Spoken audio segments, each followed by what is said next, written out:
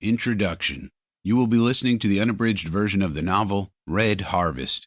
It was written by Dashiell Hammett and performed by Frank Marcopolos. The text of the novel is in the public domain. This audiobook performance of the novel is copyright 2025 by Frank J. Marcopolos. The audiobook was recorded at the Bookarium's recording studio in Holden Heights, Florida. Front matter. Red Harvest first appeared as 4 novelettes in Black Mask magazine. They were entitled The Cleaning of Poisonville, November 1927, Crime Wanted, Male or Female, December 1927, Dynamite, January 1928, and The 19th Murder, February 1928. The text of the novel used for this audiobook is from the first Alfred A. Knopf, New York, printing. Harry Block, an editor at Knopf, should be recognized for his editorial work on all 5 of Dashiell Hammett's novels.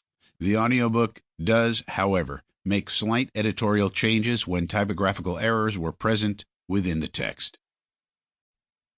Chapter 1. A Woman in Green and a Man in Gray. I first heard Poisonville called Poisonville by a red-haired mucker named Hickey Dewey in The Big Ship in Butte. He also called his shirt a shoit. I didn't think anything of what he had done to the city's name. Later, I heard men who could manage their R's give it the same pronunciation. I still didn't see anything in it but the meaningless sort of humor that used to make Richard Snary the thieves' word for dictionary. A few years later, I went to Poisonville and learned better. Using one of the phones in the station, I called the Herald, asked for Donald Wilson, and told him I had arrived. "Will you come out to my house at 10 this evening?" He had a pleasantly crisp voice. "It's 2101 Mountain Boulevard. Take a Broadway car, get off at Laurel Avenue, and walk 2 blocks west." I promised to do that.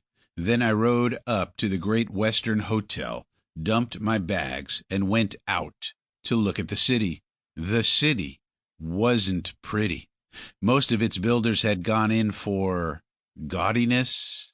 Maybe they had been successful at first. Since then, the smelters, whose brick stack stuck up tall against a gloomy mountain to the south, had yellow-smoked everything into uniform dinginess. The result was an ugly city of 40,000 people, set in an ugly notch between 2 ugly mountains that had been all dirtied up by mining. Spread over this was a grimy sky that looked as if it had come out of the smelter. Sample complete. Ready to continue?